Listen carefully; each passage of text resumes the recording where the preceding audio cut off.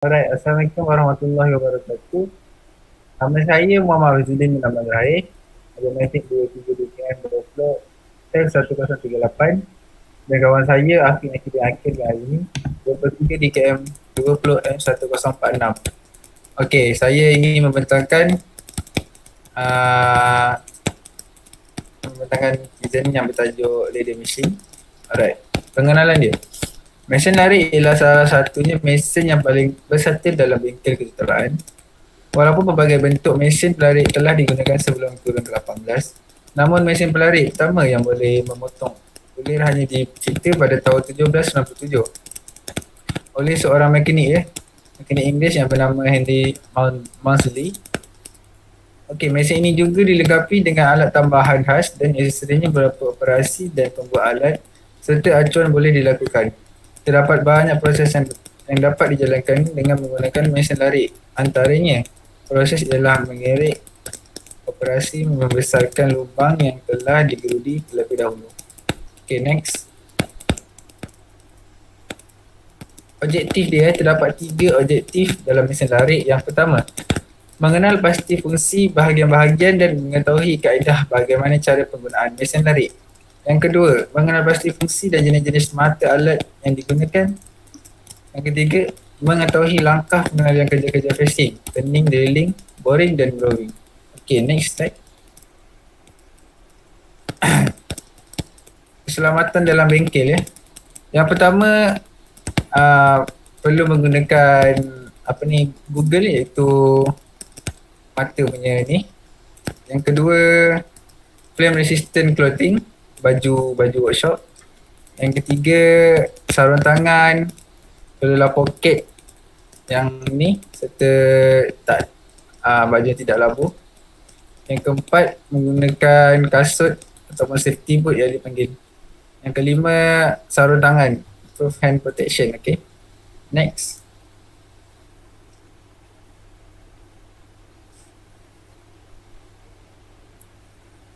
Safety precaution.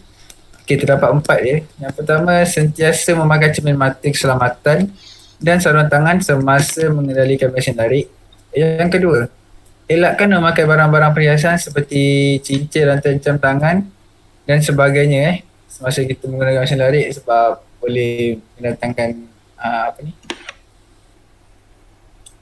inilah macam kemalangan macam tu .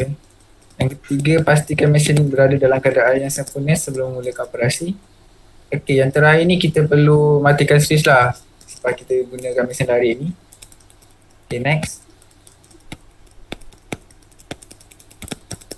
Conclusion dia, keseluruhan kerja melarik adalah untuk memberi pengetahuan kepada pelajar mengenai fungsi mesin larik.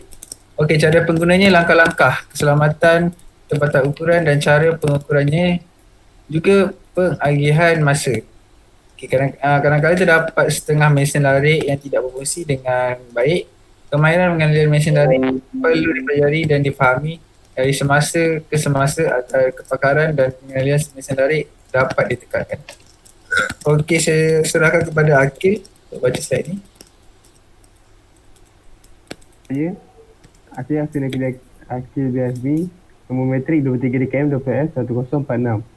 Saya akan membacakan working produce.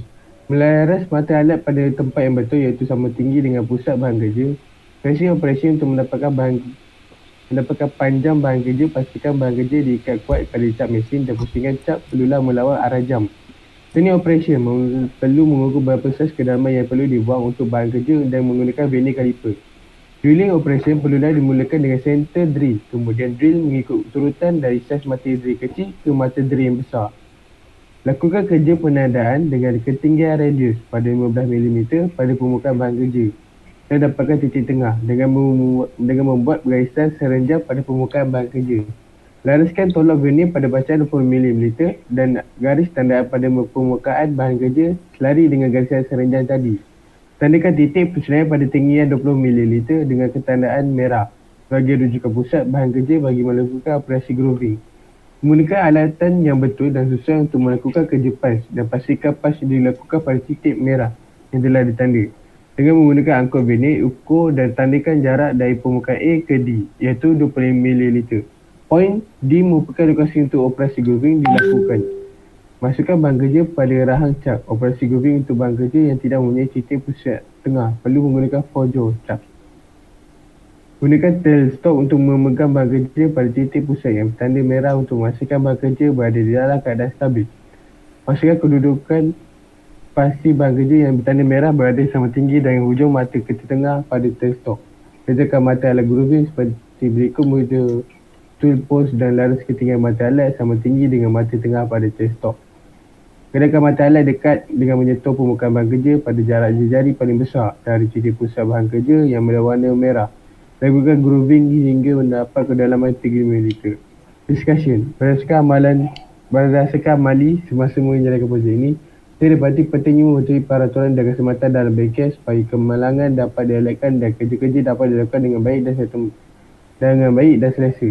Oleh itu, sebelum saya melakukan suatu kerja, saya akan belajar mengetahui fungsi suatu alat supaya kerja yang dilakukan teratur dan kemas dan cantik. Setiap penggunaan mesin lari seperti proses melari permukaan rata dan memandang skru mempunyai kelajuan dan mata alat yang berbeza.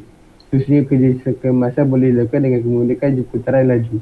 Selain itu, cucian penyejuk pula digunakan untuk menyejuk bahan kerja serta mengurangkan keseran dan dapat mempercepatkan proses melari.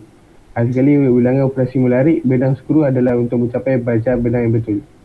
Sekian, terima kasih.